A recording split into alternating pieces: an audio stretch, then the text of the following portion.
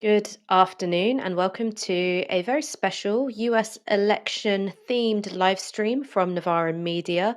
With me to discuss the results and provide some quick fire analysis is my colleague and comrade, Aaron Bastani. Um, Aaron, I suppose rather than asking you how you're doing, I'm going to just throw a question right at you. If you were an American citizen, all other things being the same, your politics are still the same, your family circumstances are still the same, your income's still the same. Who would you have voted for if you would have voted at all in this election? I think if I lived in the state of Pennsylvania, which was being pitched as this all important swing state, it would be a really hard question. I think basically anywhere else, I probably wouldn't have voted. Down ballot, obviously, there are other races I would be interested in, but I suspect I wouldn't have voted. Of course, it's easy to say, and it's an interesting thought experiment. That's not to say that I think that Harris and Trump are the same. I don't think that. I think Donald Trump, probably within days, is going to withdraw the US from some really important climate agreements. But I think I wouldn't be able to give my express consent to a politician who is so comfortable with an ongoing genocide, frankly. So I probably would not have voted in this race. Yeah, because I was thinking about it this morning, and I'm not going to focus too long on this because I realise two Brits speculating on who they would have voted for is of limited interest or value. And we're going to get into the proper analysis in a second. But I think just as a way of trying to imagine myself into the position of an American voter, um, I would have found it really difficult. I think that the particular area where I would find it difficult would be over women's reproductive freedoms. I'd find it very difficult to countenance living in a country where a pregnancy could kill me. That would be really difficult to get my head around. But ultimately, I think the principle that you should punish politicians for bad policies, and I'm not just talking Mm. about bad policies like failed policies, I'm talking about materially supporting an ongoing genocide. I think for me, that would come first. Because as we've seen throughout the length of the campaign, the message coming from Democrats, their surrogates in the media, has been okay, well, what other choice do you have? And the choice that people always have is to not trust you with their vote, and that will punish you. They'll punish your um, ambitions for power. So at this point in time, the election has been called decisively for Donald Trump. He's passed that crucial threshold of 277 electoral college votes. The Republicans have gained control of the Senate, and while Congress is still in play, they are ahead currently in terms of the number of House representatives that they have been able to win. The Republican Party have flipped the states of Georgia, Pennsylvania, and Wisconsin. As I've said, they may also win Congress, and they currently have a 6-3 majority on the Supreme Court. So that is very, very significant indeed. I mean, before we get into the political issues, like the economy, like Gaza, just looking at those results, Aaron, what do you think that means in terms of the legislative freedom available for this second Donald Trump term? Well, it's absolutely extraordinary. In his first term between 2016 and 2020, Donald Trump had the good luck to pick three Supreme Court justices. He managed to really recalibrate the nature of that body. So that where it starts today is in a very different place, or rather, where it starts once he becomes president, not long from now, but he's not yet president; he's still president elect. That is a really big difference, and I also think I have to say that the shift with regards to Trump and the presidency this time round is not necessarily going to be institutional and how he relates to the apparatus of the state, but rather he now has what seems to be a far more coherent, cohesive cadre of people around him. JD Vance is much more right now, anyway. Maybe not a few years ago, but right now, much more of a Trump MAGA Republican politician. Of course, you've also got various interests in the media who are much more aligned with him now than was the case in 2016. You've got Elon Musk, you've got Joe Rogan, and so on. We'll talk about that more later on. Tucker Carlson. So there's much more of a holistic political project, clearly. And I think the nature of that holistic project, interacting with what you just talked about, a majority in the House, this quite significant mandate he's got, the nature of the Supreme Court. I think that's a really big shift. It was a very rickety political project after 2016 for a whole bunch of reasons. This doesn't look very rickety, you know. Donald Trump has just won the popular vote as a Republican for only the second time since 1992. You know, the other time was in 2004 after 9/11. So this is a major political accomplishment. And I think it's going to look profoundly different to what we saw the first time around. I mean, you mentioned there that you don't think that there's going to be anything massively different in terms of how Donald Trump relates to the institutions of state. That's very, very different from what the Democrats have been saying during their campaign, right? Their pitch going into election day was that democracy itself was imperiled, the Constitution was imperiled, that if Donald Trump were to lose an election, the Republicans were to lose an election in 2028, you don't have the guarantee of a peaceful transfer of power. How seriously do you take those arguments? Do you think that that's a bit of scaremongering in an attempt to sort of shepherd people towards the polls, or are the things written about in Project 2025? You know, are those things to be taken seriously? So, just to be clear, I think his engagement with the institutions will change, but I think that's because the nature of the political project has changed. That is the big difference, right? And I do think democracy is in peril in the United States, but it's been in peril for a very long time. If you look at the sort of some of the judicial orthodoxies being appealed to under the George W. Bush presidencies, um, various bits of legislation with regards to anti-terror, that was a profound shift. And I think this is somewhat in the slipstream of that. And we just have to accept, because in Britain we have a profoundly different political system. The president is invested with a ton of powers, right? Especially when he has a majority in the House, like he presently does. So, like I say, I think that's the thing that shifted. And what's different now to 2016 is that day one, week one, after Trump won, you could have a mass movement of civil society, which was really powerful. And actually, Trump didn't have a social majority of the country, right? He didn't win the popular vote. He didn't actually exercise much control over the Republican Party establishment. That's really different now. That's really different. He does have a social majority, in so much as you can talk about that in a a two-party political system. The media is somewhat cowed, profoundly different media environment, and the Republican establishment also looks quite different. The bits of the Republican establishment that broke off and sided with the Democrats, well, they've just been profoundly discredited, haven't they? Because, of course, you saw Liz Cheney, daughter of Dick Cheney, one of the architects of the failed war on terror, the failed occupation of Iraq. The idea, the bet by the Democrats was that people like her endorsing Kamala would get her over the line. We've been watching coverage for hours. I've not seen a single voter say, you know what, I voted Democrat because of Liz Cheney.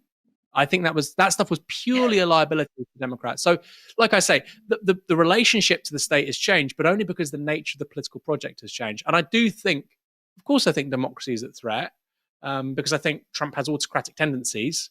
And it's not just him, right? It's people like Musk.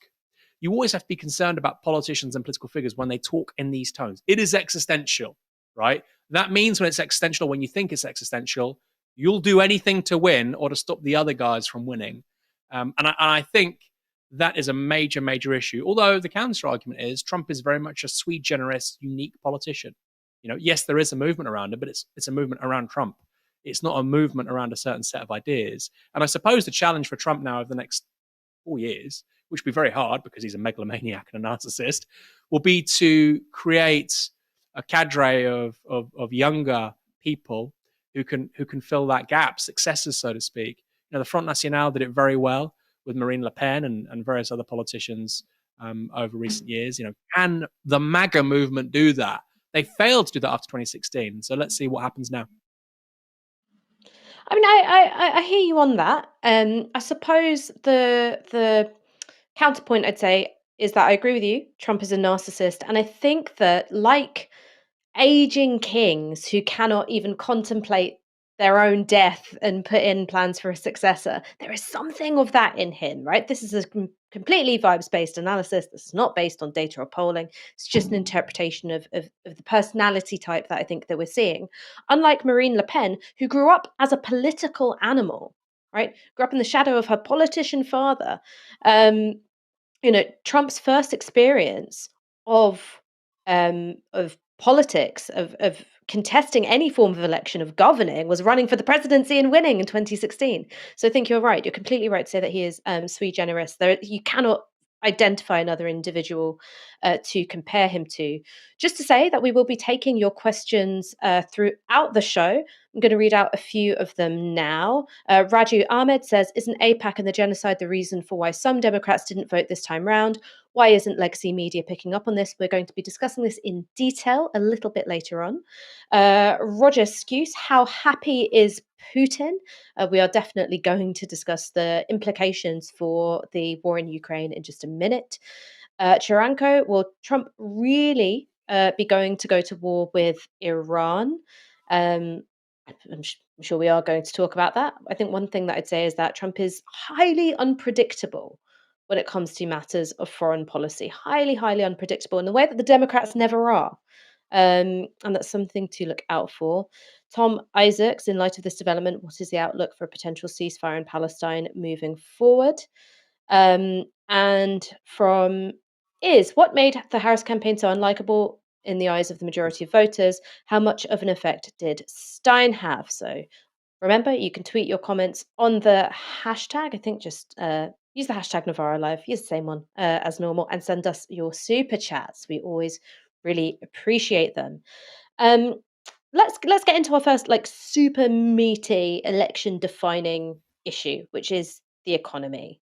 Um, my perception, and this is obviously limited by the fact that I'm living here in the UK, I don't see the targeted broadcast media advertising.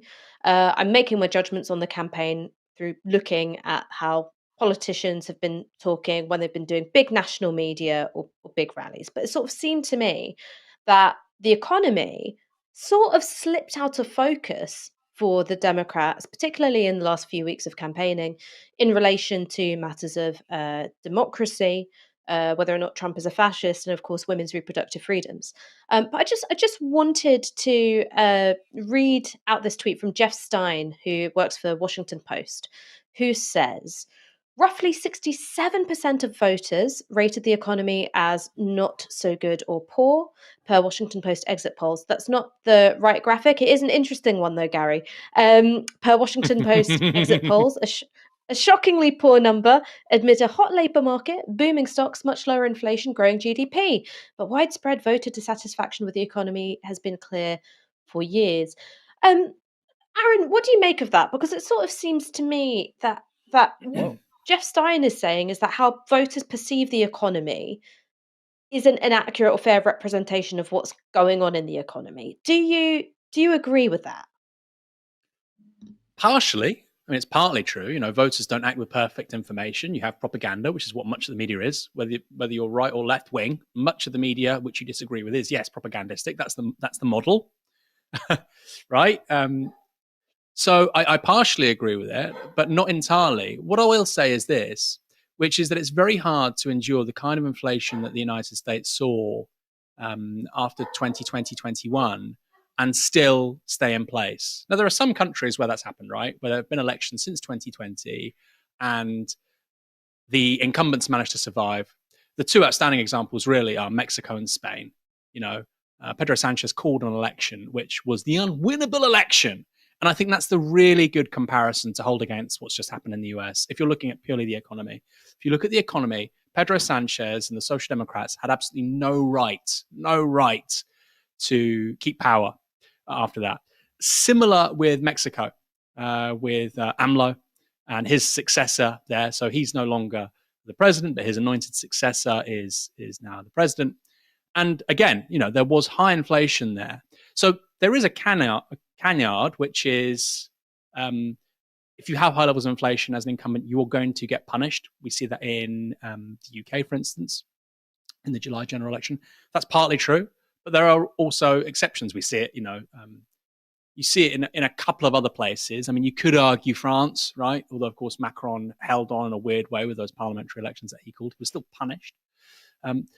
But I don't quite buy that as the full arguments. There's 3 points here. The first is, do voters behave with perfect information? No. Does inflation matter? Yes, but it isn't entirely decisive.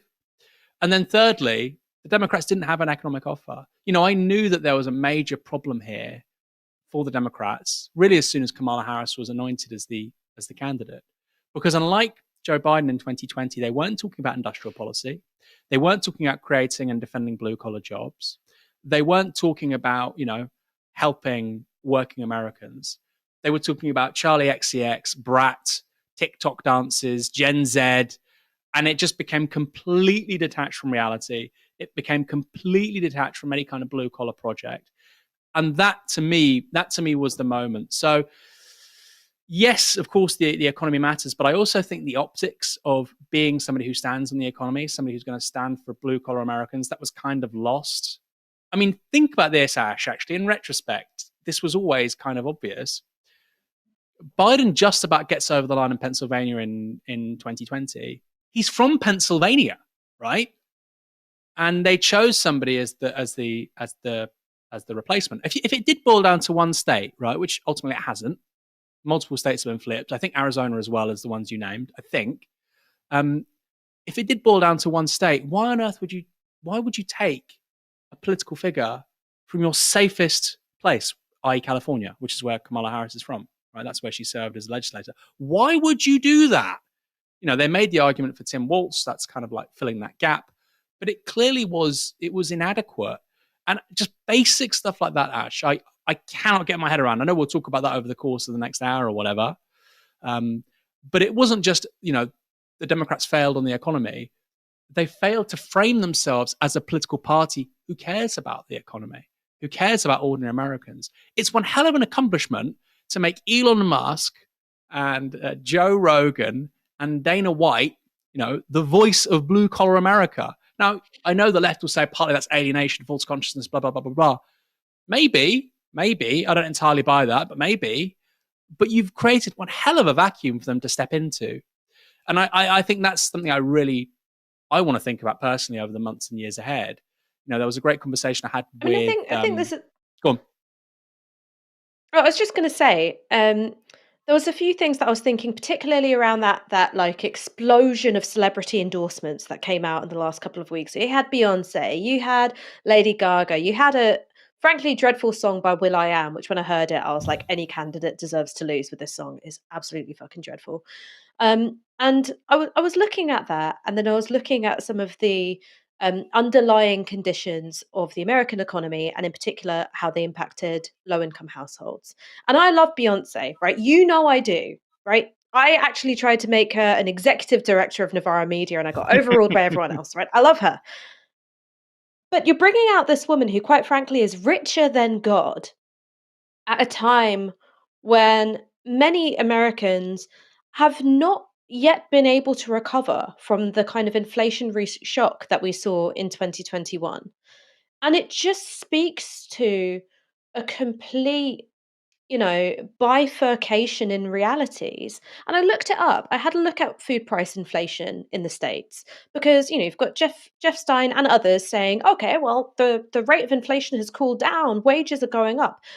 What that neglects is the fact that the price of essentials going up disproportionately impacts lower income households because more of their money goes on paying for those essentials. So between 2020 and 2024, food prices in America went up by 22%, right? That is an enormous amount. Now, America isn't an outlier here, right? That's something which we've seen in many countries across the world. But what Trump was able to do is say that this was a failure of a Democrat government, right? That's what he was able to do. And 22% is massive. Even now that the rate of inflation has cooled down in the States, in the last fiscal year, Kellogg's put the price of their products up by 12%, right? Even when inflation has been cooling down and it's at about 3%. And I think that this is something which, and I include myself in this, right? Pundits, journalists, people whose job it is to make sense of politics and repeat it to an audience, we are often insulated by our incomes from understanding what that's really like. So I go to the shops and I encounter increased prices of goods, right? But that doesn't really change what I can afford to buy. It changes maybe some of the other luxuries like holidays or dinners out or takeaways. But when I see, what sometimes is like a, you know, 8, 9, 10 pound bottle of olive oil or 16 pounds for the good stuff, right? I, I go, that's expensive, but I still buy it. That is categorically different from encountering, a $9 family sized packet of cereal, right? Box of cereal and go, I cannot afford to buy this. That is categorically different. And I think that's why, pundits, journalists, they go, oh, but the wages are going up. Look, the line on the graph goes upwards. It's like, well, that line on the graph doesn't have a huge bearing on what's going on materially for people. You don't know what it's like to not be able to afford something. And I think that that's something which is mimicked across, the entire media industry and in particular political media. And so that's why you end up in this echo chamber where you've got all these journalists going like, oh, but the headlines of the economy are actually really good. It's like, well, it's not. It's not. Low income households have not been able to recover. You don't know what it's like to not be able to afford something, quite frankly. I just want to show you a graphic. Now it's time for graphic one, Gary. If you can throw it up. This is a chart produced by the Times, and what this showed is that where Trump improved his vote was in areas with more lower income households. I think that he actually did worse this time around with middle class voters. Um, Aaron, did that surprise you uh, when you saw this result? The particular strength of Donald Trump amongst lower income voters. No, no. I mean, I think his coalition is really interesting. So, like you say, doing better with lower income voters, which kind of makes sense, right? We have to remember, of course, since 2020, there was COVID, of course, during the 2020 election, but you've seen the aftermath of that, which has just really, really been a massive blow to small and medium sized businesses everywhere. You've obviously had inflation, which is partly related to the war in Ukraine, but not just that. So I get why um, people on lower incomes would be going towards Trump, and I also get why you know um, more white people potentially with degrees might have edged towards Harris. Although it now feels like that was being overstated. That was an argument I could certainly understand because of reproductive rights, because of the experience of Trump 1.0, et cetera, et cetera, et cetera. But I also think there's another part of this which I'd like to bring in, which is people who aren't necessarily really really struggling, really poor, but who maybe have a family business and who really aren't in the same place they were 5-10 years ago. And I did an interview with a guy called Dan Evans, really great guy, wrote a great book. The interview's up on YouTube, I think, like What the Left Gets Wrong or something. And of course, Dan's Welsh. I'm English. That conversation was in London, but I think actually there was so much which was relevant for what's just happened in the United States. And he has this fantastic formulation, which is that Trump's strength really is about family capital versus what's perceived as national slash global capital, both culturally, right? We hate Disney, but also very much economically. So I feel that Trump's coalition actually of bumping up minorities, we'll talk about that more later, people who've really struggled on low incomes as a result of inflation, and also people who maybe they had a family business for 30, 40 years, a car mechanic or a restaurant or whatever. And actually, you know what? Either that's ended or it's never really been the same since before COVID, which is a hell of a lot of high street businesses, by the way. And that to me was Trump's coalition. So it's not just the poor or blue collar America. It's also what we would typically talk about as the petty bourgeois. And I think the petty bourgeois, not just in America, have felt their standard of living really collapse is a strong word because of course they're still doing better than other cohorts in society, but they've really felt themselves get really poor really quickly. And just bringing this back to a UK conversation, I'll finish with this. There is a reason why Labour didn't increase fuel duty, right, in the budget last week. There is a reason for that. I don't agree with that, right? Like I do politically, I understand it, but I don't agree with the idea that we should be getting rid of the cap on bus fares, which was £2, make it £3 while freezing fuel duty. I don't agree with that as a long-term strategy. But when you look at the kinds of people who've been smashed by COVID and inflation, like I say, that petty bourgeois, family capital, Like that is something they really care about, actually. And you're putting a noose around your neck if you take them on over that kind of thing. And I feel actually I very rarely say positive things about Keir Starmer, and they've got a lot wrong, by the way, since July. But that is precisely the kind of policy which the Democrats and Kamala Harris seem incapable of, the kind of nuance they seemed incapable of.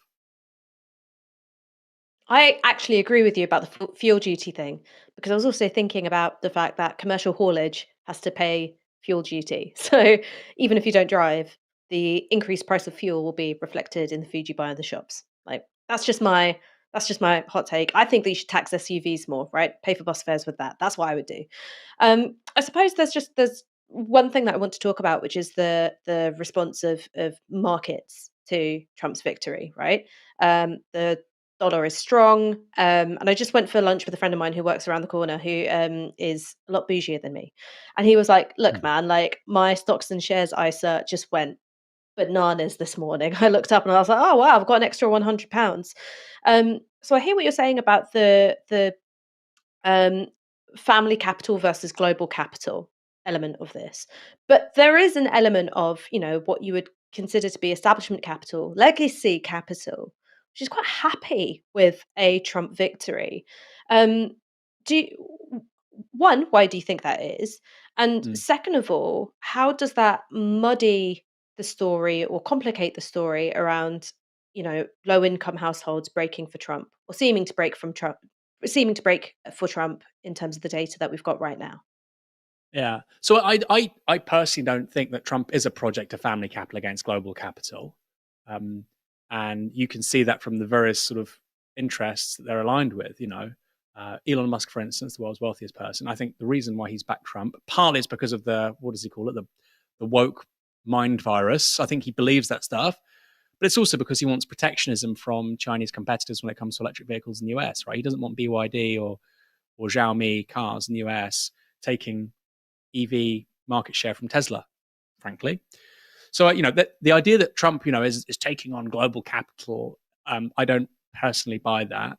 But it's the political articulation which he's managed to do so successfully, right?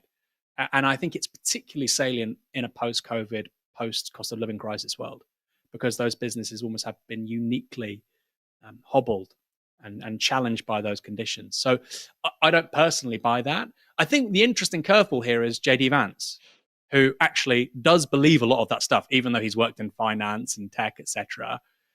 He does believe a lot of that stuff. Like he has said very radical things actually about big pharma. I heard him talking to Joe Rogan. I always encourage people, by the way, to listen or watch these interviews. He was saying things to Joe Rogan about big pharma, which could have come out of the mouth of Bernie Sanders. Again, does he believe that stuff? I don't know. But he strikes me as a more authentic tribune of a radicalized petit bourgeois than Trump does, right? At the same time, I think Trump likes being popular. He's got actually pretty good political antennae. He knows that's the direction of travel, and that's what gets him over the line. And in terms of the markets doing well, I mean, well, that's because they got this massive sugar rush immediately following, COVID. You had these payments given out by the state, despite Trump's kind of positioning now as this budget hawk. He was running massive budget deficits, which they massively contributed to asset inflation. Huge amounts of money being injected into the economy, which basically created meme stocks, increased asset values, etc. So for the very wealthy, for people with stocks and shares, etc., people with large asset wealth, Trump was great news last time round. Now, can that be repeated? I mean, that was quite a unique moment. Probably not, but I can certainly see why. Given what happened to the Dow Jones and the Nasdaq the last time he was in the White House, if you care about that stuff, it's probably going to be, you're thinking this is good news for me. It's certainly better than Kamala. So I get why your friend is maybe happy. I don't know, or maybe they're not, or at least happy that their investments are slightly more valuable. Yeah, I'm not sure if he's happy with the result, but he's certainly happy with the result for his bank balance, shall we say. Let's go to some of your comments before we move on to the next section. We've got a £5 super chat from Vygotsky17. Thank you so much for your super chat. Let's not infantilize voters. He probably won the popular vote. Yep, he's currently winning the popular vote quite comfortably. Voters chose what he represents more clearly than 2016. They haven't been duped this time. A comment from Juanita Doe, a question from Juanita Doe, rather. How does the Global South respond to a Trump victory? Do they lean into BRICS or do they kowtow more than ever to American hegemony? Nikos Gianna, is this a chance for Europe to leave from under the shadow of America and lead the world in ideas and organizational ideas, also partnerships? And legit, the left is no longer culturally cool. The right are associated with hot women, guns, and sports cars. The left are associated with vegans. I actually want to respond to this one because I was again thinking about it this morning. I think it's easy to forget how massive the American pop cultural media industry is, how huge it is, how much money is in it, and the size of the audiences. Because it's very easy to look at the stuff which is internationally exported, but which I'm talking about your Beyonce's, your Taylor Swift's, the stuff which is like really globally dominant. You know, a Beyonce world tour, a Taylor Swift world tour can literally have an impact on a country's GDP, right? Like it's a massive deal. We look at that and we go, oh, that's American pop culture. But there is, you know, a huge pop culture industry which doesn't ever really leave America because it doesn't have to. It's got a massive audience right there domestically. Talking about like country radio, right? Like the country radio charts are massive, and it's just you're not going to hear that internationally unless you're really into it. Similarly, with things like this can sound really stupid, but I was really into it as a kid, like wrestling, right? Sports entertainment, right? The Sure. popularity of MMA and UFC. I mean, it's got a bit of a following here in the UK. It's nowhere near as big as the following in the United States. So I think it's not necessarily that like everyone has turned around and agreed that sports cars are cool, right? There's an idea that sports cars are still kind of like gauche and gaudy and like, macho and compensating. But like you've got two completely separate ideas of cultural value. And it was something which I was thinking when I was watching SNL. And I was watching that SNL when Biden was the So candidate, bad. didn't really go for him.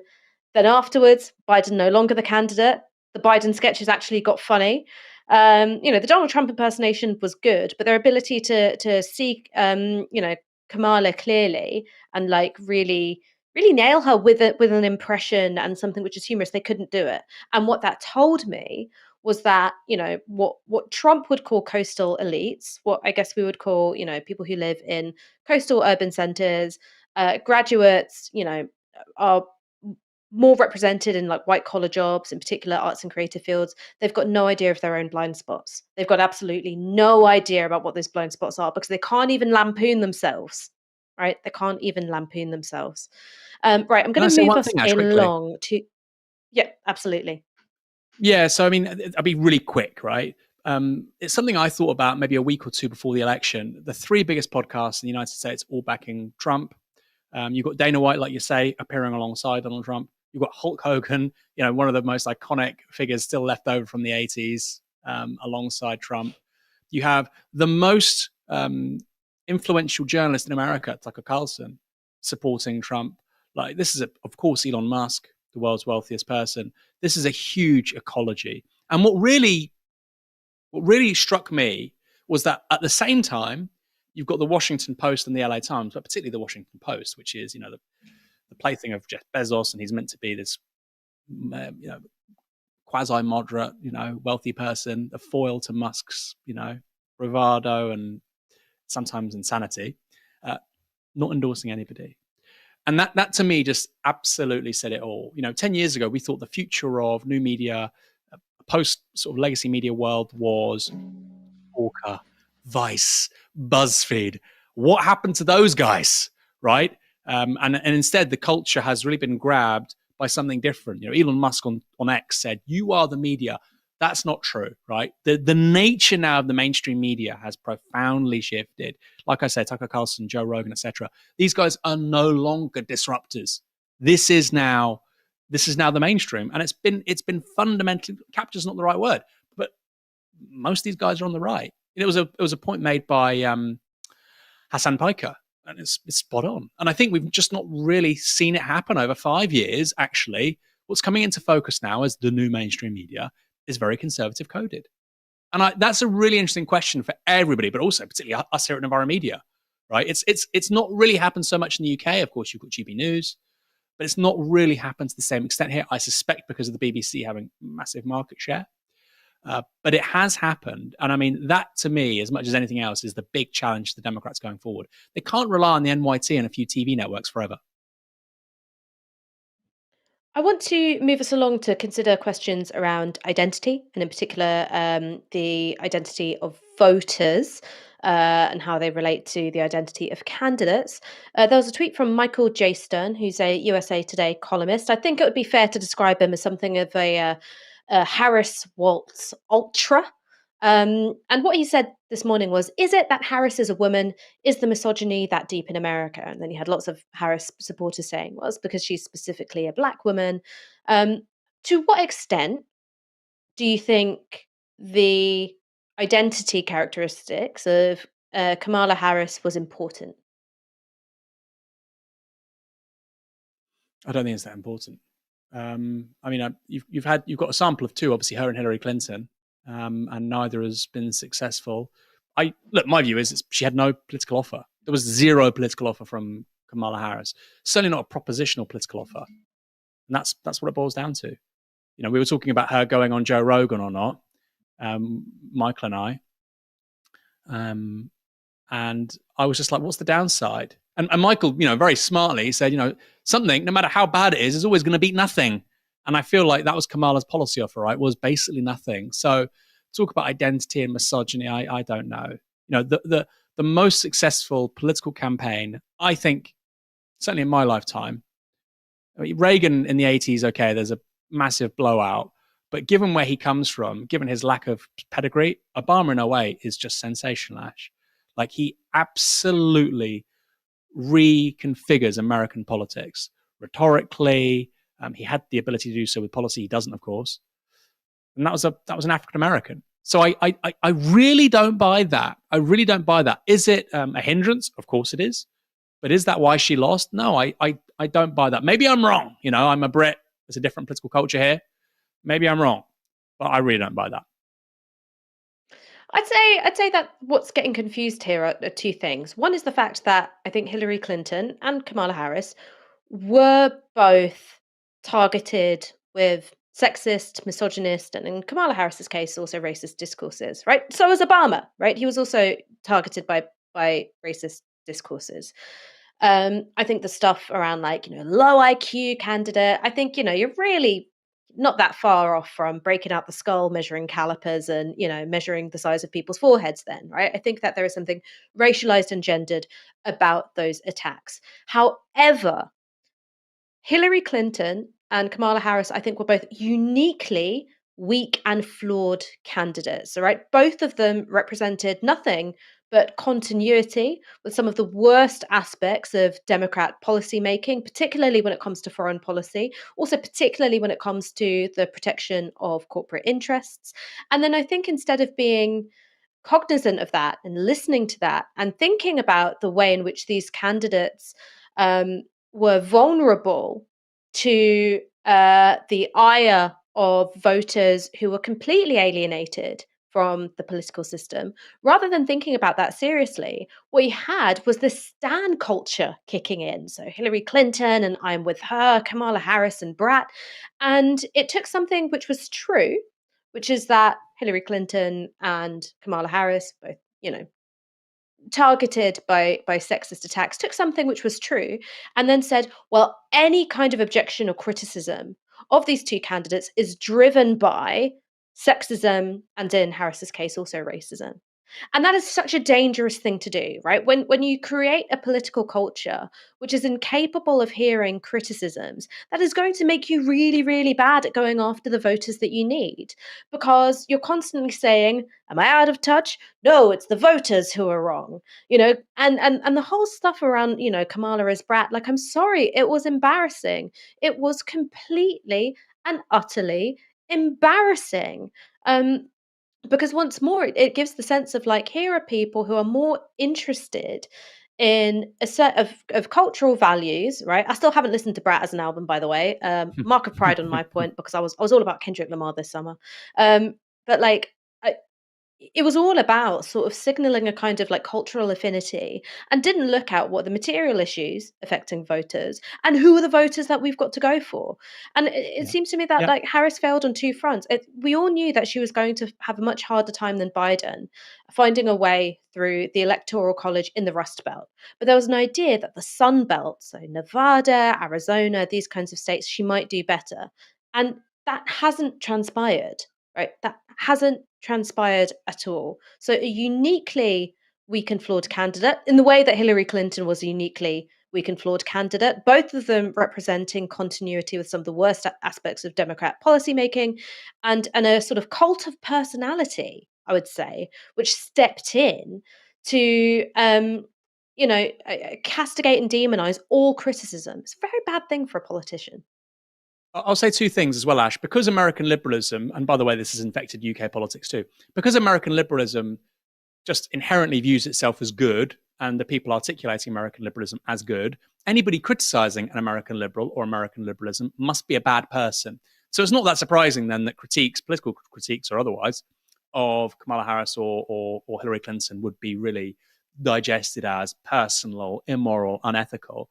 Secondly, there was a moment last night when I was watching the BBC coverage really early on iPlayer, and they said we're at the party where Kamala Harris will be later on. She was eating dinner with her family at that time. They said there are loads of young girls here in costumes like 9 and 10, and I'm thinking they can't vote, right? I'm thinking if you're talking about young kids, you're talking about young kids are here, young kids of color. They're here. She's a role model for them. I'm thinking that's great. I love it. They should be there. But if that's how you're trying to articulate your political project, like it doesn't matter. They can't vote, and like their parents are probably diehard Democrat voters. And talking about this is a historic campaign. It's not historic unless you win, right? We've already had a female candidate who lost, so that was when alarm bells started going for me. I thought this isn't good. This really reminds me of 2016. So just before we continue the conversation, just want to say there are about 4,500 of you watching, which, considering it is a midweek afternoon, is absolutely astonishing. Thank you so, so much. While I've got your attention, what I want to say is that we currently have Novara media journalists in the field in America. They've been there for a few days. They've been churning out an astonishing number of videos, including a Trump rally, a Harris rally, going to Dearborn, Michigan, which we're going to talk about in some detail in just a second. And all of that is possible because of our paying supporters. So whether it's super chats on YouTube or becoming one of our monthly supporters, which we really, really value, it is, every single penny of your support that has facilitated, I think, the expansion of our news coverage and our reporting reach. We would not have been able to do this last year or the year before. We're able to do this because of you. If you would like to become one of our monthly supporters, go to novaramedia.com/support. What we ask for is the equivalent of 1 hour's worth of your wage per month. If you go to novaramedia.com/support rather than giving us a YouTube super chat, it means that YouTube don't keep any of the money. We get all of it, and we put all of it towards producing really great journalism. So we appreciate anything you can give us, but the recommended ask is for the equivalent of 1 hour's of your wage per month. If you can't afford to give us any money, we completely understand. We don't have a paywall. We're not going to have a paywall. So, subscribe on YouTube. That's free, and we also really appreciate that. I want to move on to talking about the Latin American vote. So it's sort of been thought that the Madison Square Garden comedian saying, Puerto Rico is a floating island of garbage, that would really, really hurt the Latin vote. Early indications suggest that Trump actually increased his voter share amongst Latin Americans, Hispanic Americans. I'm not sure what the correct terminology is here. If someone could put it in the chat, that would be really great. And I just wanted to read you this, which came from a Politico article.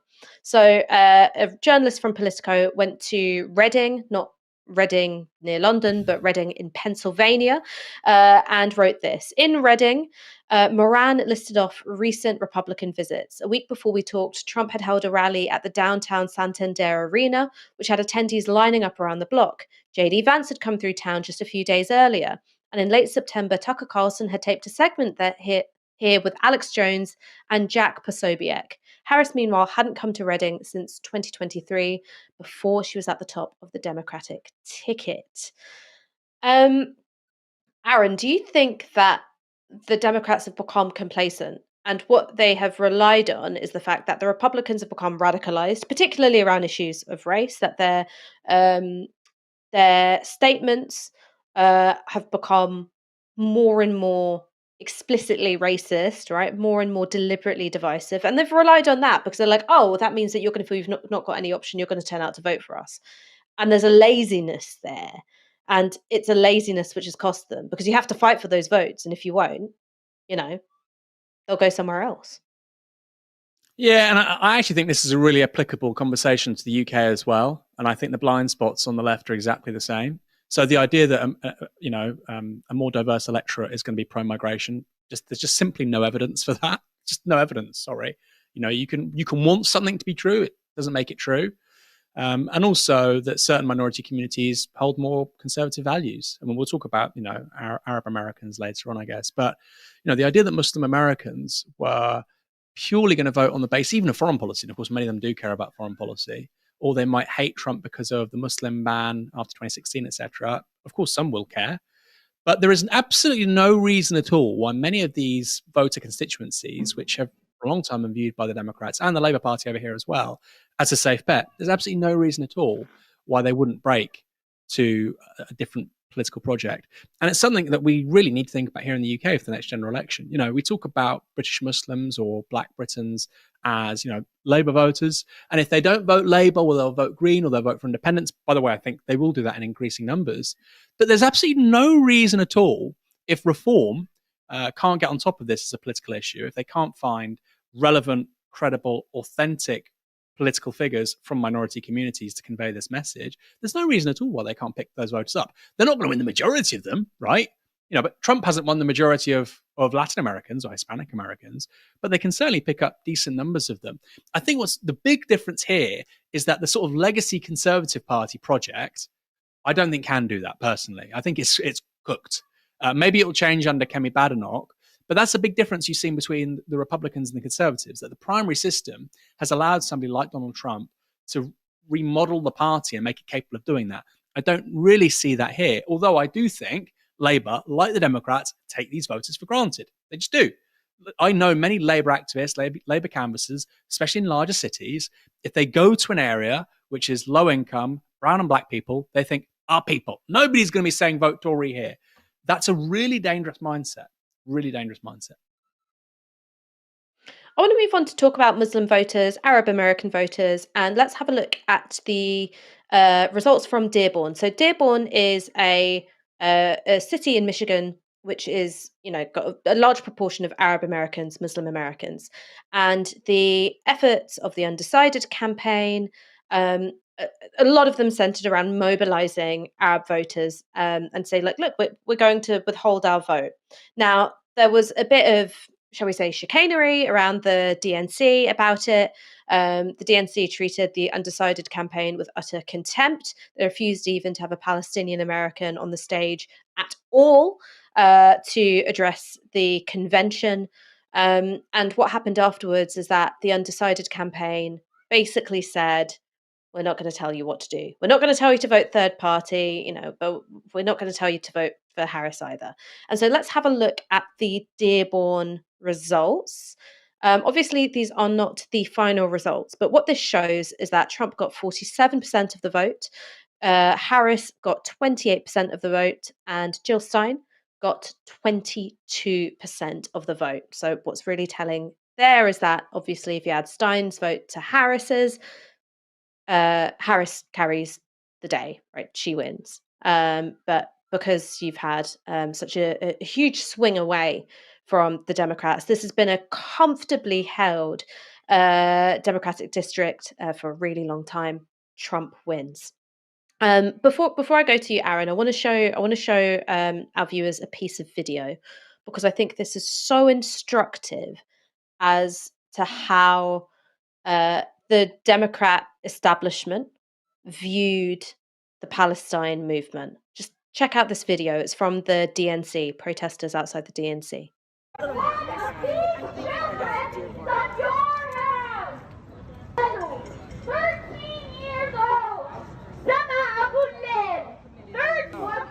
Say it again. Say it again. Mock them again.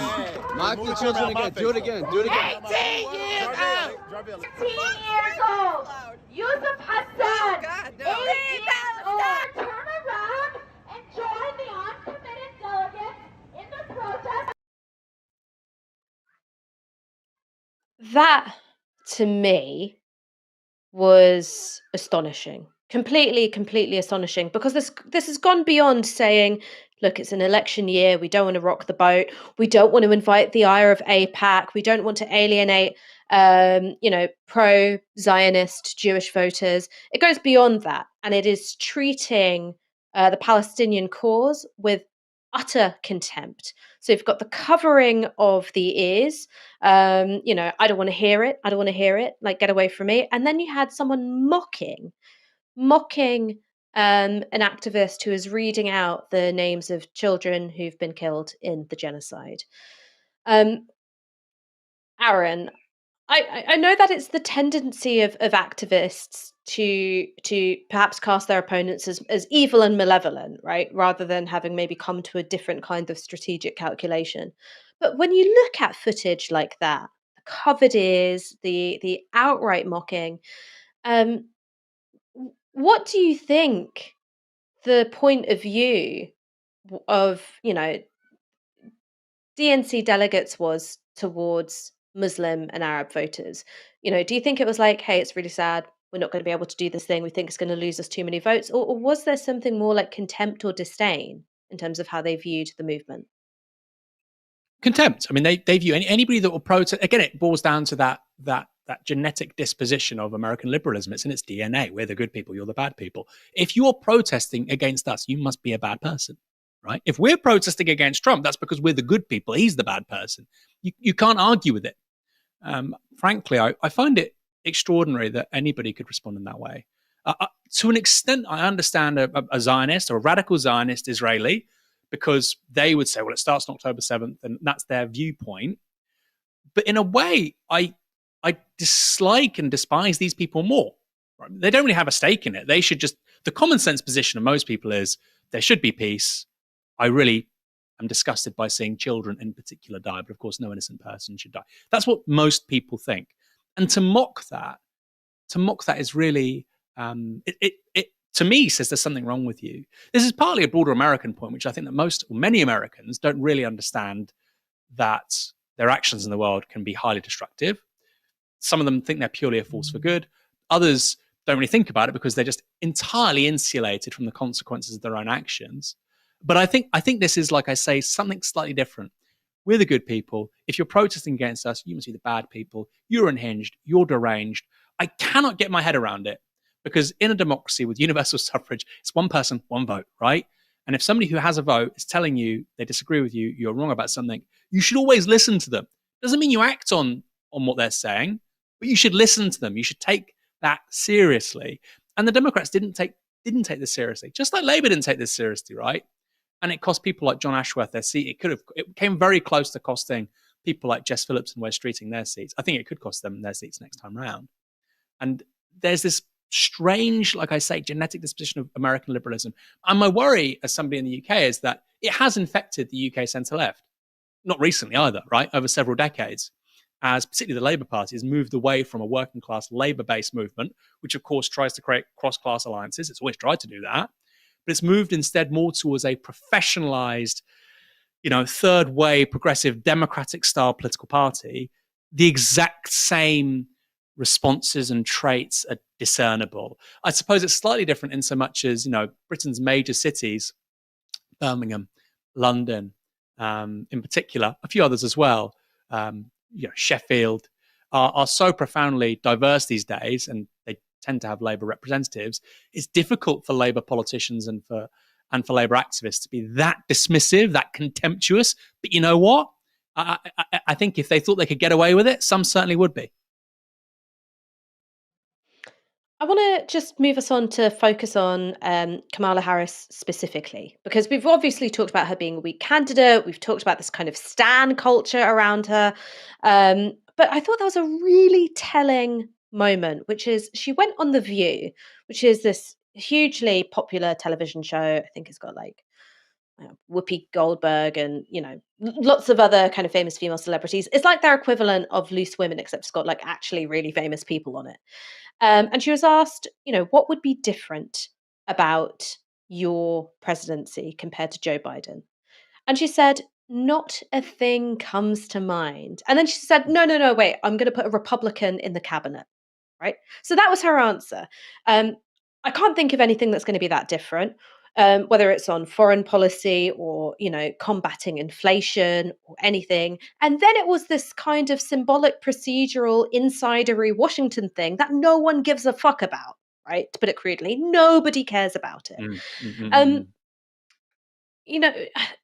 She seemed to me to be, a really weak candidate, bad at answering questions, bad at politics, bad at positioning herself. How I understand that there were the deep concerns about Biden's fitness to stand for office. I understand that, but how did the Democrats get to the point where she was the strongest choice? How did that happen? Well, they didn't run a primary, right? If they had a primary, I think she would have been tested, which is just insane to me. And again, you talked about like this insider politics thing of like, we'll have somebody from the other party. Another one is this idea that actually internal democracy is a bad thing. Oh no, the MP should choose the leader, the membership shouldn't. There shouldn't be a leadership contest. How are you going to test the person before they have the top job, right? Boris Johnson managed to run away with the 2019 election. He was tested during the leadership contest before then. Keir Starmer, Labour leader, I certainly don't find him a particularly captivating individual, but he was tested before having that job as Labour leader before, right? Trump had to win a primary twice. So, well, a primary is, technically he had 3 primaries, but you know what I mean. He had to win a primary twice. He was up against career politicians who had, apparent pedigree. Kamala Harris didn't have any of that. And I will never understand this mindset, Ash, which is, oh no, don't test them, coronation. It never works. Theresa May, coronation, right? Did it work? No. Gordon Brown, coronation. Did it work? No. It's always bad. Rishi Sunak, coronation. How did that go? So it doesn't make the slightest sense to me. And what I'll say one more thing about it is this, Ash. I haven't got the latest data, but if you look at the Democratic vote in California, where Kamala Harris is from, it's fallen. That tells you something really significant. You've gone big on the culture war. Trump is appealing apparently to American racism and sexism and nothing else. There's no other offer. And you have a person of mixed racial heritage from California, and your vote just went down. I mean, if that is not a cause for political reflection amongst Democrats and the American center left, I don't know what is. I don't know what is. Now, those numbers can change, but it was after, I think, about 60% reporting. It was significantly down, the Democratic vote in California, the lowest it's been in quite a few elections. So, there you go. But one more thing as well, Ash, is the anti-war stuff. Obama only wins the nomination, as best as I can remember, old man, 16 years ago in 2008. Obama only wins the nomination because he's anti-war, really. That's what really distinguishes him from other candidates. The reason why Keir Starmer can lie and deceive people and win the Labour leadership after 2020 is because he's not sullied by an association with the war in Iraq. like somebody like David Lammy is.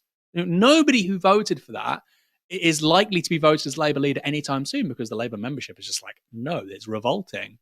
And that, you would think, is a lesson for the Democrats. Obama came from nowhere, wins the nomination, wins this huge mandate, partly because of his anti-war credentials, which, by the way, he didn't come good on in office. And then they proceed to get, of their following three candidates, well, the one who succeeds as vice president, there you go.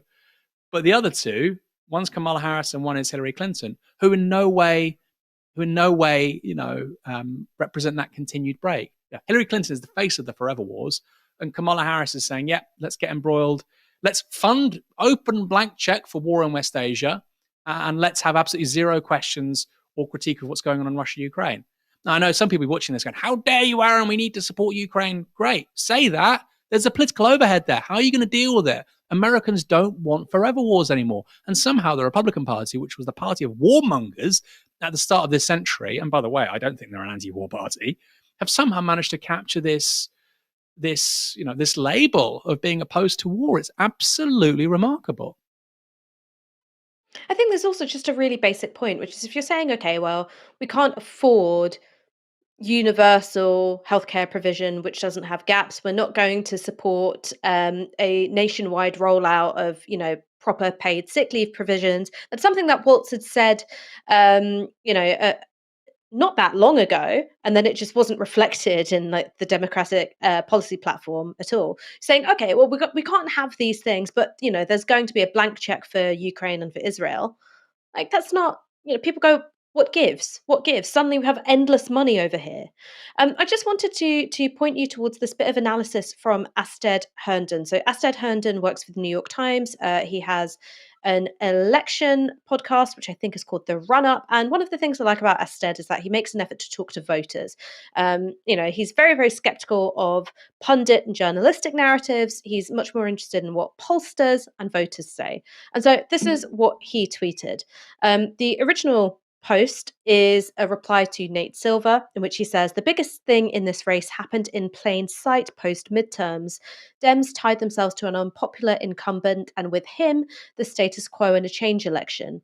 Getting this to 50-50 should be seen as a best case scenario, given they were in the worst possible position.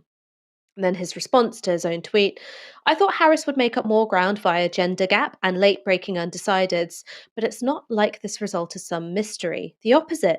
The Dem misread of this election was fundamental.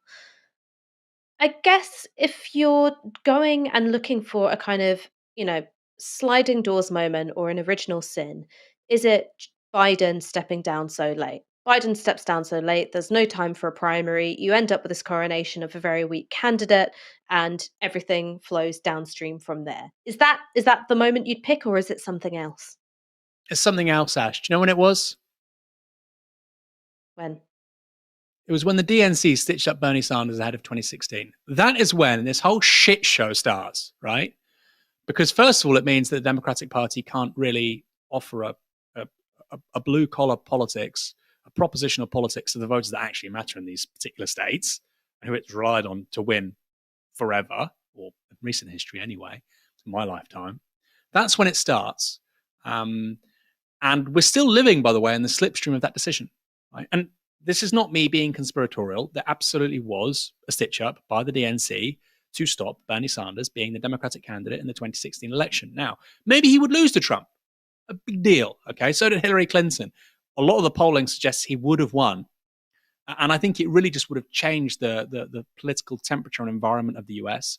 I think it really would have undermined, this cliched but ultimately correct thinking, which is the Democratic Party are the party of the establishment, they're the party of big business, the party of quote-unquote woke capital. It would have been a very different time. So I think the minute you have Biden in 2020, obviously that's a positive for the Democrats. They win an election. It's tough because he's old. And of course, he has a vice president who is untested. Somebody's put in the comments, it's true. The last time that Kamala Harris had to contest a primary, it was in her own state. She lost. So you could say that it was the pick of VP, although in 2020 it seemed to work, right? Because the Democrats got over the line. More recently, okay, they probably should have replaced him in 2022, but there should have been a primary. But then I suppose who would have been the person to win that, in all likelihood, somebody like Gavin Newsom, who I think would have done better than Kamala Harris. Although, again, he's associated with California. You probably don't want somebody from a state you're going to win. But I think that as a strategic error, not replacing Biden sooner, which is always going to be hard because he's just beaten Trump in 2020, I think that pales into insignificance when compared to the decision to scotch Bernie and to frankly, to scotch the American left. There was a temporary reprieve to get Biden over the line in 2020. But again, for some reason, the big brains and the Democratic establishment decided this time around they don't need to do that. Well, look how that worked out. I really think when it comes to career politicians and professionals in this sector, they're some of the worst placed people actually to be able to identify their own weak points. And that's I think that's particularly true on the center left. I think it's still an issue on the center right, but it's particularly an issue on the center left. I want to move us on, but before I do, here are some more of your comments and questions. Killer Boss 2424, how much of a factor were the assassination attempts in Trump winning the election? We're going to discuss Donald Trump's campaign literally. It's the next item on the agenda. We've got Hoopsy. I am seriously worried about conflict with Russia/Iran and worried about the right-wing impact here in the UK having a mixed race family. Any thoughts? It feels like it's coming from all angles. Arnold Aardvark, is there really an MSM anymore? It seems very fractured, everyone having their own news stream now. And finally, history reset. Only Michael Walker can win 2028. Now, I don't know about Michael Walker's presidential ambitions, but I do know what he's going to be up to later tonight. He will be presenting Novara Live at 6 p.m. right here on our YouTube, and he'll be on with Bhaskar Sankara, the founding editor of Jacobin magazine.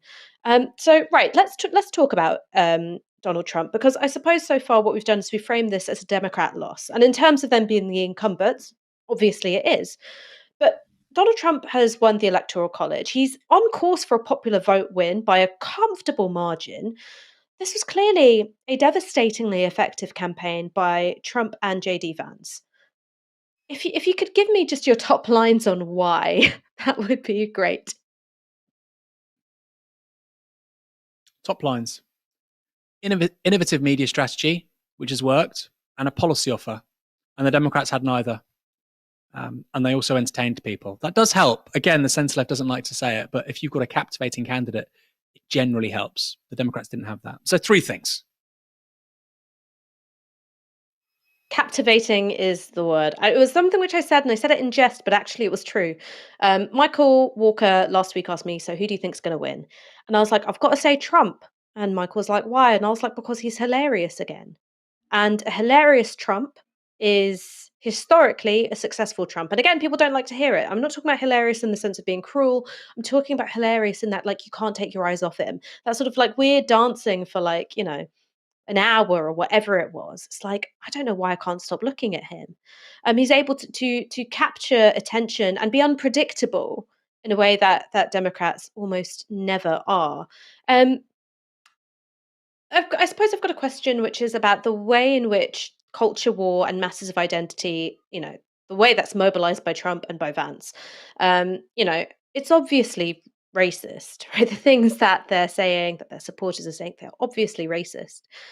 But it also seems to me to be really effective at keeping Democrats distracted with matters of identity and culture war and stops them from being able to stake out their own positions. So whether it's childless cat ladies, whether it was that guy at Madison Square Garden, it just keeps the Democrats talking about MAGA terms. And if it's a cultural conflict, and on top of that, the Republicans are able to position themselves as being the party of economic change because Democrats have been in government for 4 years during this inflationary crisis. Like, that's such an advantage for Trump and Vance. And so I guess my question is, how do you resist the temptation of being caught up in this sort of vortex of distraction while at the same time opposing things like racism, sexism, and transphobia? That is a great question. Tony Hinchcliffe was the stand-up comic who was the person you're talking about who referred to Puerto Rico as an island of trash. By the way, I don't think that was some political masterstroke. I think that probably did cost them Puerto Rican voters, although I think more widely Latinos, um, did shift towards Trump a little bit. I think there was one poll I saw in Florida among Puerto Ricans. I think 85% were voting Democrat. So I don't know how, although they tended to be more Democratic voters as Latinos in the US. So I don't think that was a wise move, but broadly speaking, I think that's correct, which is the disposition of the MAGA Republican movement is to flood the zone with shit. That's how Steve Bannon described it. And what was really interesting for me was that you had JD Vance on the Joe Rogan podcast saying, we care about the important stuff. I'm fed up of politics being about this trivial, stupid stuff that the media is obsessed with. And I think that really resonates with the median voter. Like even the average Democratic voter thinks that, right? So it's a clever play to do, to create these wacky political pseudo events that have your opposition talking about them incessantly while they completely abandon policy, which, by the way, suits them because they haven't got any. And like you say, you're laser focused on doing your own thing, right place, right time, right people to get over the line. And it's really hard for the centre left to accept this. Trump has a ton of policy, like too much policy. He's going on Joe Rogan saying maybe we could, reduce or get rid of taxes and just have tariffs. I don't think any country in the world can do that in the 21st century, but fine. He has policy on migration. He has policy on defense, on war. He has a policy on everything, right? You might think it's a crazy policy, or that he might have said something completely contradictory, 2 months ago. But he has a ton of policy. And I don't think, and it's the same in this country as well, generally speaking, the centre left thinks that everything's about optics, about media management, and you don't need to talk about policy. When you don't talk about policy, you create a vacuum. That was the problem, by the way, with Keir Starmer after July the 4th. Between July the 4th and the budget, Labour had, or let's say the King's Speech, for understandable reasons, right? Because you don't have Parliament, Labour had no policy. And that just created this enormous vacuum where all of a sudden they did this stupid stuff with, free gear care and the freebies, etc. But it meant that actually the media and your political opponent could really focus on that stuff laser-like because you've got no policy. And that was a really big lesson for me also off Corbyn in 2017. From a media perspective, maybe not the best candidate out there, but because there was a ton of really interesting policy the public was interested in, you could hang conversations off that. And it was when the policy became actually quite toxic and divisive, like a second referendum on the European Union, for instance, or when the media talked about anti-Semitism and it was really hard to talk about policy, that's when it became really challenging. But policy is not something that only wonks care about. Policy should be the basis of the political offer. And just because you don't like the issue of migration, when Trump talks about migration or when he talks about law and order, he is talking about policy.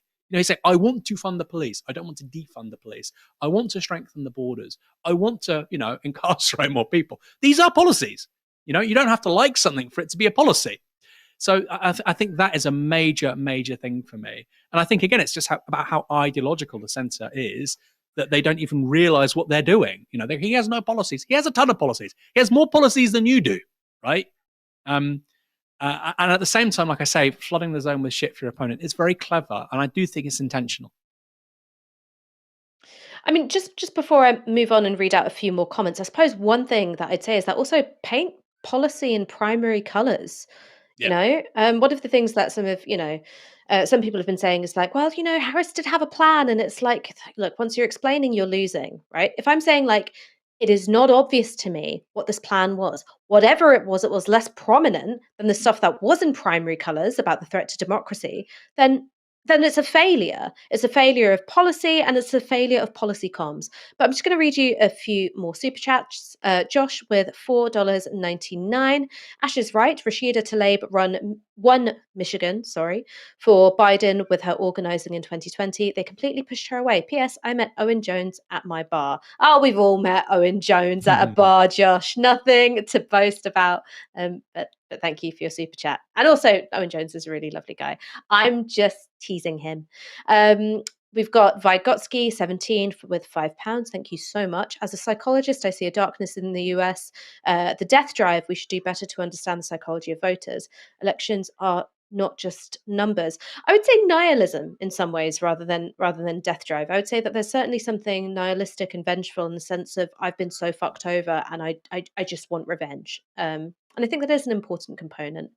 Andre Mark with £5. Ash Aaron Cenk from the Young Turks always says that the DNC are controlled by their corporate donors. Little mystery why they lost. Corporation first thinking. That's why it's so important to be reliant on lots of small donors rather than a few big ones. It means that you are, less in hock to the whims of a few billionaires, which is a segue into talking once more about our funding model. Aaron, Yes, is that what you wanted to do? Go on. I do. You talk about it first, Ash. Oh no, I just think that it's the thing which to me is really important about Novara. I know that we've grown slower than some other media organizations. We didn't have that to the moon trajectory of Vice or BuzzFeed, but we haven't administration either. The growth was slower because we are almost entirely reliant on the monthly donations from our audience. If you want to become one of our monthly donors, please go to novaramedia.com/support. We ask that you give the equivalent of 1 hour's worth of your wage per month, and we'll keep working around the clock to bring you the news, comment, and analysis that really matters. Aaron, what did you want to say before I speed us along? Because I know you have to leave soon. Yeah, I've got 10 minutes to hang out with this wonderful audience, and of course yourself.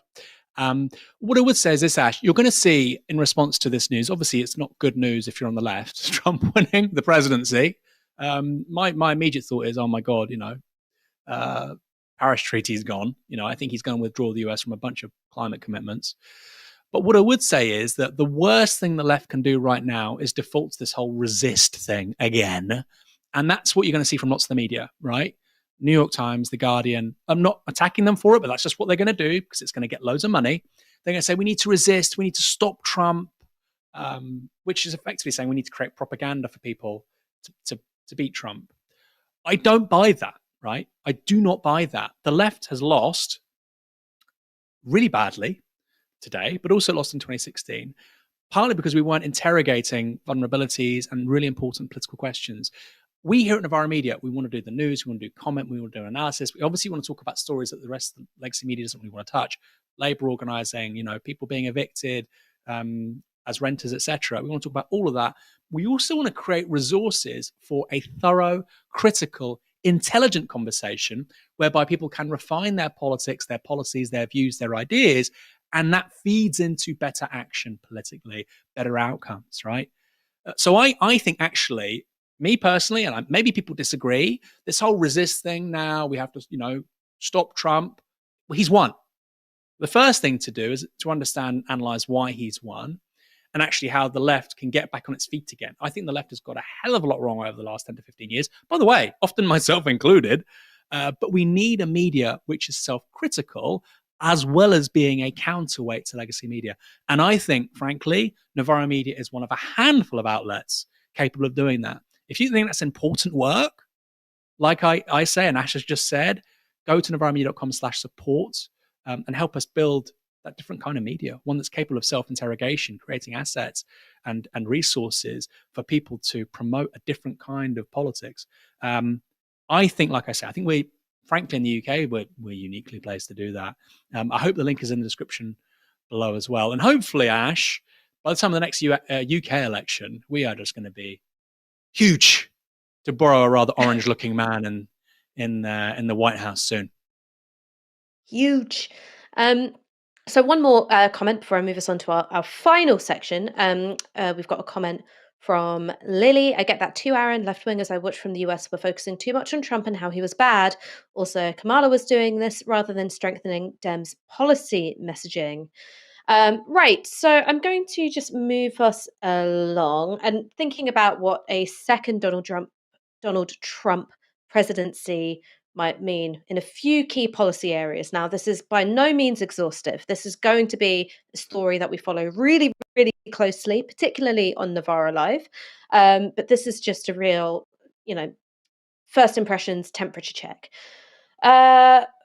First and foremost, genocide in Gaza. Aaron, what do you think a Trump presidency might mean? It's been very clear that Trump was Netanyahu's preference for a president. So what do you think this means? I mean, it's not going to change anything, is it? Really, in terms of the short term. Well, I mean, Israel has already attacking Syria, it's attacking Yemen, it's obviously occupying southern part of Lebanon. It's at war with Gaza. It's still, engaging in illegal settlements in the West Bank. It's attacked Iran. It's killed Iranian diplomats in Syria. Is Trump going to promote an all-out war in that part of the world? I think Benjamin Netanyahu would like that to be the case, but I do also think there are just significant constraints on being able to do that. I had a great conversation with Ilan Pappé on Sunday on Downstream here at Novara Media. The idea that Israel is in a place to prosecute that kind of war is insane. There are 120,000 people in the north of Israel who've had to move. They've been displaced. Now, the unique selling point of Israel apparently was it was a safe haven for the world's Jews, and yet 120,000 Jewish people can't live in their own homes because they're not safe in Israel. So the idea that they're safer in Israel than in Britain or France because of anti-Semitism is obviously insane. And that completely undermines one of the central arguments for the existence of the State of Israel, one of the central arguments of Zionism over the course of the last 150 years. So, yes, of course, Trump changes the political equation, but he doesn't change that. He doesn't change the fact that Israel is prosecuting ultimately a failing war. We saw yesterday Netanyahu changed some senior military personnel around the IDF. I think Yoav Gallant. They've been moved around because things are not going particularly well for Israel. Israel's economy is also in free fall. So, what will Trump do that Biden was doing or that Kamala would have done? Maybe, the blank checks would be, maybe they'd be larger. But fundamentally, I don't think it'd be I don't think it'd be a paradigm shift, put it that way.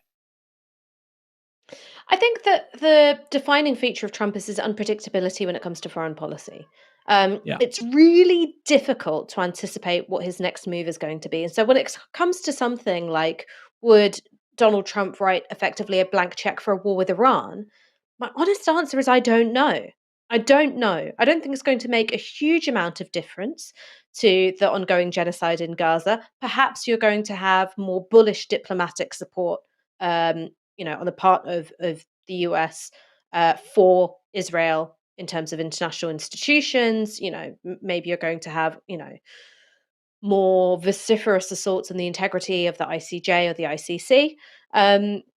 But I'm not sure it's going to make a huge difference to the genocide in Gaza. But when it comes to Iran, genuinely, I find that really difficult to predict. Really, really difficult to predict. Again, just speeding through these.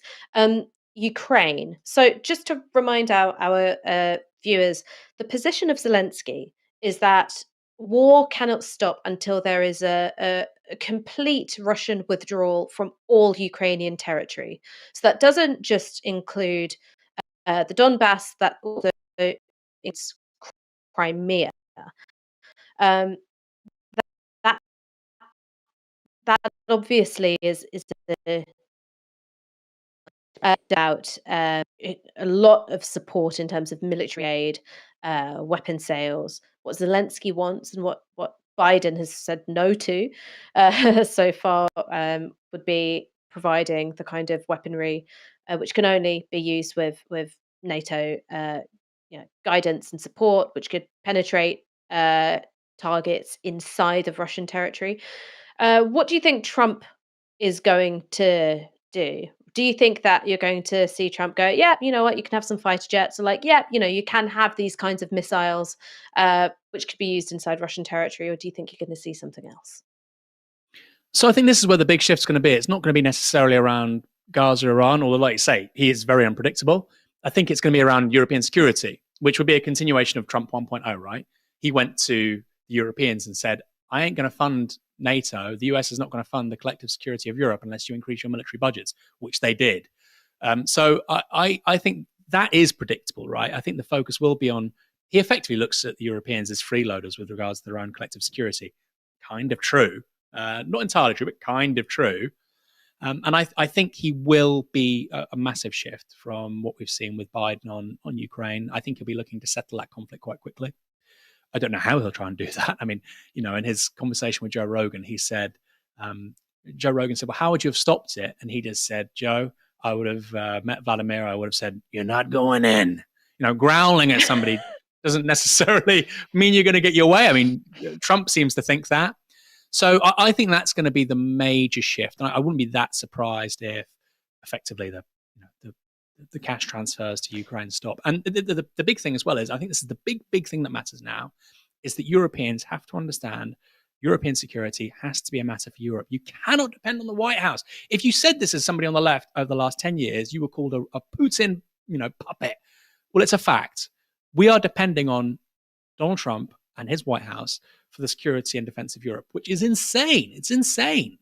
But hopefully, other people in Europe, and not just those on the left who've said this for a very long time, will see sense.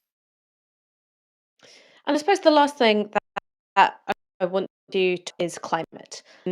It seems to me that a Trump presidency is going to be hugely. I think Ash, you're glitching. You might need to refresh. We'll get Ash back in a moment. Ash can talk about the climate. She's much better qualified to talk about it than I am. Did a great event with Andreas Malm yesterday in London. We want to be doing more events going forward. If we can get Ash back, that would be wonderful. Ash, are you there? We're back. Yes. So sorry about that. My internet just crapped out for no reason. The question I was asking was about climate. So already we've seen freak weather events. There's a possibility that we may have already missed the boat on halting global temperature increases at 1.5 degrees. A Trump presidency could result in an extra 4 billion tons of carbon emissions, right? So we're talking about, breaching 2 degrees, 3 degrees, possibly 4 degrees of global heating. What do you think this means for the climate? And do you think that there's any chance of hitting any of these climate targets, whether it's 1.5 or 2 degrees, without the cooperation of America? Well, 1.5, I think, is going to happen. I mean, we already hit 1.5 in 2023, but the point is that target, I think, has to be over several decades. I think it's 20 years, maybe it's longer. But we're already really in the foothills of 1.5. So 2 degrees is being realistic. Although the fight here is, for each 0.1 degree of warming, you can avoid a ton of bad stuff. So can it happen without the US? That is questionable. Although, China and the European Union, these countries really matter. And even under Biden, under Obama, the US has become this energy fossil fuel superpower with fracking, right? So the idea that they're the champions of, transition beyond fossil fuels is not accurate. My big concern, Ash, although Michael might be looking forward to it, Michael Walker, is that we might actually see the beginning of efforts at geoengineering under a Trump presidency, a second Trump presidency, because there are people around him, Peter Thiel, etc., who are very supportive of geoengineering as a potential solution. And I think if we saw an extreme or a set of extreme weather events, particularly which affect the US, like we've seen in Valencia, tragically, over the last couple of weeks, then I think that case for geoengineering is going to be much stronger with Trump in the White House. And also there is a weird curveball of the fact that Elon Musk is going to be his right-hand man with regards to industrial policy. So Trump doesn't really care about the climate, but Elon Musk likes making money. And he is the owner of still one of the most, I think the second most successful, or maybe by some measures still the most successful, electric vehicle manufacturer in the world, Tesla. So it's going to be a really, really interesting one. But on climate, like I say, pulling out of the agreements early doors will be concerning. And geoengineering is the curveball that probably many of us haven't actually thought about. Going to have to leave it there. Aaron, thank you so much for joining me today at the last minute as well. We decided early this morning, about 8 o'clock, that we were going to do this. So thank you for showing up. And thank you to our audience as well for joining us. Michael Walker will be presenting Novara Live at 6 p.m. right here on YouTube. He's going to be joined by Bhaskar Sankara. We're going to be following the story really closely because, as they say, when America sneezes, the world gets a cold, and we are unfortunately the world. So see you later at 6 p.m. Goodbye.